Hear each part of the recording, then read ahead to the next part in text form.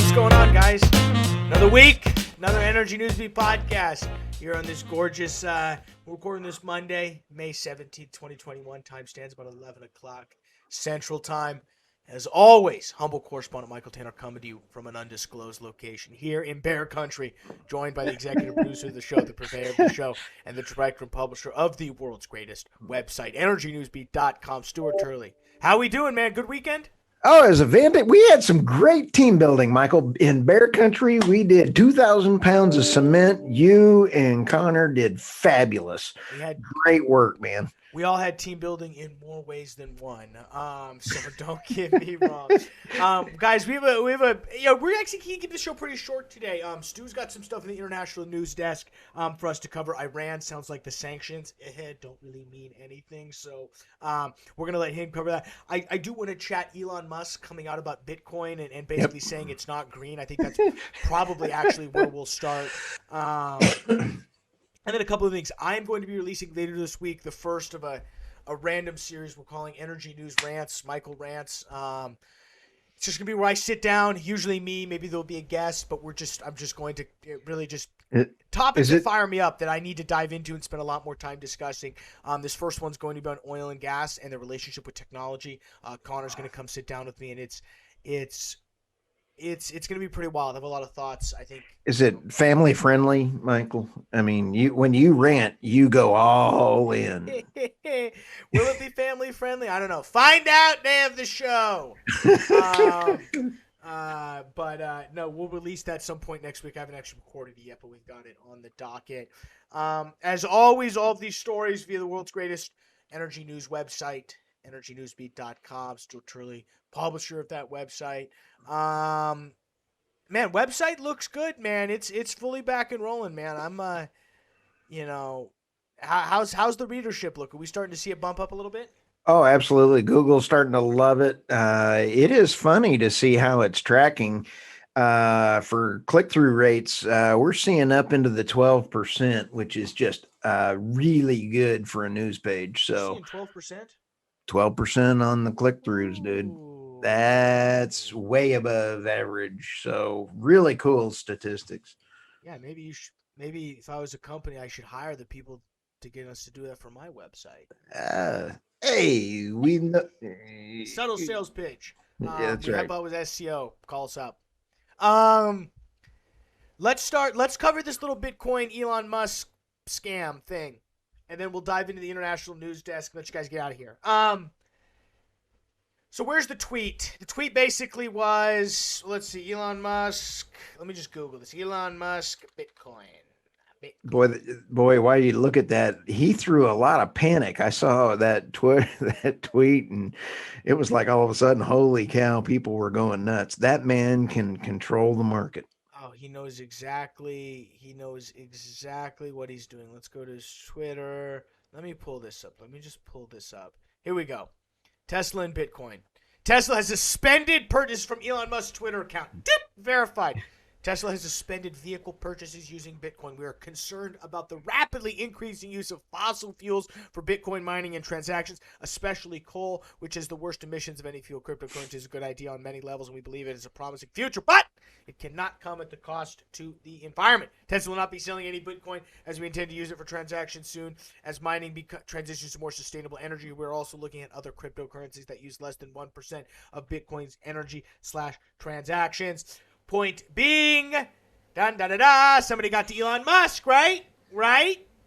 Why this, Stu? So why does he come out and say this? Well, it depends. Stu, the conspiracy theorist, could probably give you a bunch of different scenarios of why he came out. What's his angle? Is it the fact that he wants to drive the price down so he can buy up more Bitcoin? He can continue to buy the dip, as they say. Yeah. Will I take him is it face value?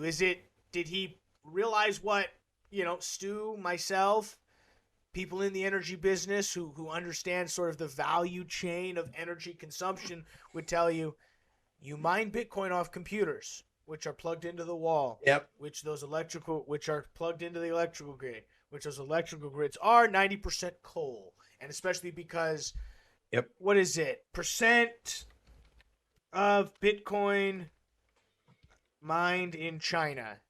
Woo. 75% of the world's Bitcoin mining is done in China, which is 80% of their grid is coal. So and they are the largest polluter in the world, even out polluting the major 5 combined. So I don't think this is a conspiracy theory. I think Elon Musk, somebody showed him the research and he was like, oh, this isn't good. Now, I think, the idea of, now, we can quibble about the increasing use of fossil fuels. I don't necessarily agree with we should be concerned about that increase. But we'll quit. I don't want to quibble. I don't want to quibble here. You not quibble? Huh? No. So I'm also interested in what are these other cryptocurrencies? Less than 1% of Bitcoin's energy transaction is the only way to get other cryptocurrencies. Is it to mine it? I don't know how all that works. I'm not a cryptocurrency expert. Stu, do you have a fake Twitter account that monitors crypto for us? Any insights? Nah. But I am a miner mentally. It's true. It is true. So what does this mean? What does this mean for the energy business? This means one thing. This means companies like Crusoe Energy Services, companies that are doing very fascinating things with taking flared gas and converting them into high energy use stuff like Bitcoin mining are fascinating technologies. Yep. Fascinating technologies. And I wonder, someone needs to send Elon Musk some of these companies that do this, because I think he would be all about it. I'm taking flared natural gas that would be emitted, recycling it, and mining Bitcoin for my own company. I'm surprised he hasn't figured out this sooner. From a technology standpoint, Michael, there's some things that are still kind of hanging out there. Is some of the pads in the Permian are not close enough to high-speed internet. And so if you've got the flaring going on over here, how do you get the power from the flaring on the well, which requires planning, all the way to a high-speed thing? So there's still some fuzzy things in technology-wise in the field, which I have to be hooked up to the internet to mine Bitcoin. That's actually exactly. I don't know. And if you don't have to, I don't know. It just depends on the bandwidth as well. So, having to help out in doing some of that and stuff. There are some, this is almost like green or other things or like ESG for companies that they can't even prove it. So there's a lot of second questions to that next layer that are out there, Michael. So here, how much internet do you speed to mine Bitcoin? When Bitcoin mining, you only need an internet connection for data syncing, which requires very little in terms of connection and strength. There have been instances in which systems have mined Bitcoin successfully, which is low as 500 kilobytes, which is nothing dial-up speeds. No, that's the first time I've heard that, but I don't believe it. Believe it? It's on Google. You don't believe Google? You're telling me you don't believe. No, Dr. Google lies. Google? No, and the reason is you got a server sitting there, even though it's taking a limited amount of bandwidth, it's still cranking power. So you can't, even though it says that, I don't believe that bandwidth. I agree. Mining Bitcoin in today's age is a stupid idea. Unless you have banks of servers running at light speed, don't mine Bitcoin. It's a terrible idea. Hooking up your buying a laptop and letting it run to mine a Bitcoin is... Nah, somebody from China put that number out there. Well, they're not on Google, so they won't see it. So. Oh yeah, well, they won't see it. What else happened? Colonial Pipeline update. They're back on. It looks like they're back online. I'd highly recommend checking out our podcast we did last week, which sort of talks all about security. It's the company said on Twitter. I love this. The company said on Twitter that it's delivering millions of gallons of gas per hour to markets it serves over Texas, Louisiana, Mississippi, Alabama, Tennessee, Georgia, North and South Carolina, Virginia, Maryland, Delaware, Pennsylvania, New Jersey, D.C. Stu, you're from Texas. Were there gas shortages where you were? Nope. Good. I thought it was kind of funny. I did see the almost $6 a gallon in California.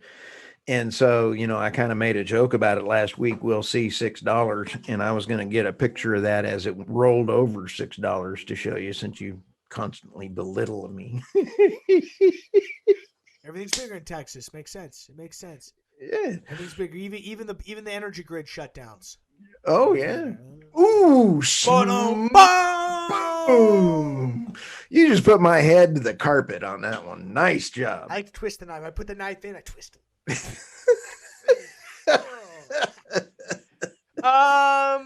That's really all I've got. Earnings were lame. Really, earnings came out great for everybody. There's very little insights other than when oil prices are high. Guess what? Hey, earnings are good. Everyone's paying down debt. Everyone's trying to get net debt under EBITDA under one. I mean, these guys sound like broken records. I said on 14, not 14, 4 earnings calls. I was at 14. 4 earnings calls is snooze fest. Blah. Ain't nothing, Stu. They're conserving capital. Nobody's hiring. I mean, we're in this period where these companies are making money. Don't really need to hire people because they don't need to grow production because prices are rising. Yep. And they're taking all this excess cash, returning it to shareholders. Net debt, they're paying down debt. I mean, which they should have been doing all along. But what's funny is that's not how every other industry works. If Tesla came out on their earnings call and said we're going to start paying down debt, their investors would flee. Right. Would flee. Tesla's a little bit of an odd duck from the standpoint that they make most of their money off of the hypocrisy of carbon credits, Bitcoin and carbon credits. Go figure that one out. Have you seen the movie, the TV show Silicon Valley? No, but I need to. I know you've given me that recommendation. There's this scene in there. I won't do the whole bit, but there's a scene where they're giving their first incubator pitch. So giving their first company pitch to these group of investors, and there's this guy just on his cell phone, and they get to the slide where he goes, revenue. And then all of a sudden this investor looks at he goes, no. What are we? No. Don't talk about revenue. Don't talk about revenue. Because when you talk about revenue, then it becomes real. What you need to do. So if you avoid talking about revenue, then you can be whatever you want. And I'll link it in the show notes. It's one of the absolute funniest scenes of all time. Fantastic. Yeah, earnings came out. Blah. Dive into them yourselves. Do your research. Read the 10Ks yourself. I'm not giving you financial advice anymore. Harsh. Trial by fire. No, they'll be for a rant. There was nothing interesting. So, what do you want me to do? Lie to you?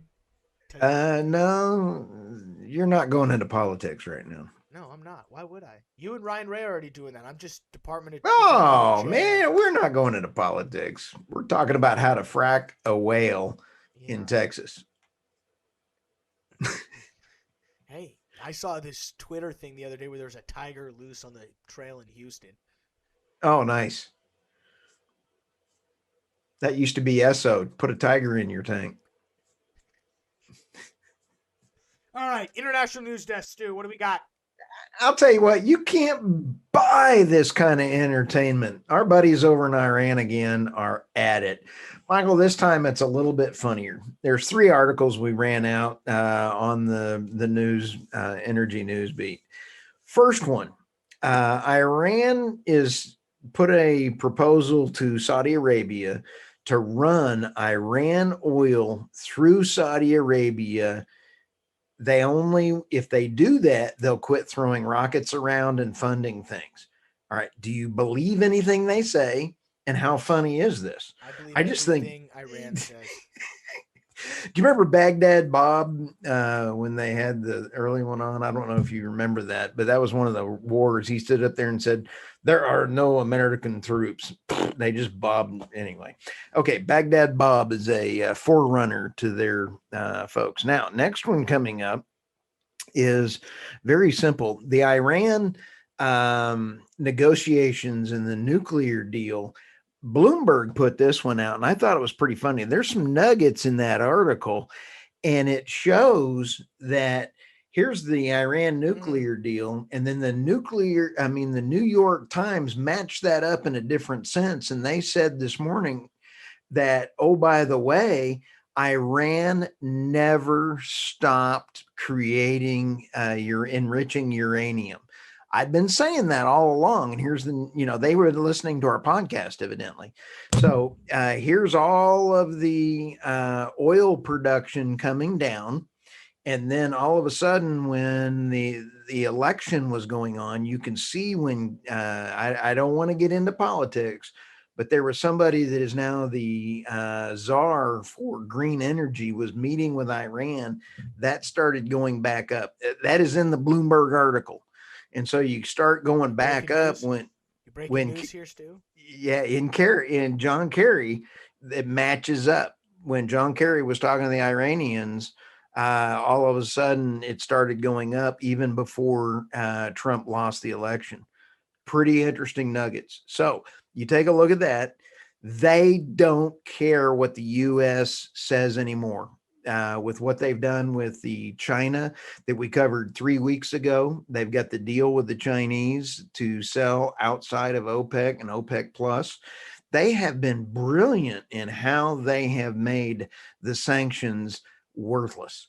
The U.S. policy has been made worthless. The Iranians can do anything they want. Very interesting 3 articles, Michael. No, I mean you You, lay it out um, in a really interesting way. If you're not worried and about Iran, it's kind of like the Ryan Raceman. If you're not worried about China, you're an idiot, Stu. If you're not worried about Iran, and you're an idiot because and they're out for blood. and they're the underlying thing that will affect supply outside of OPEC and OPEC plus because OPEC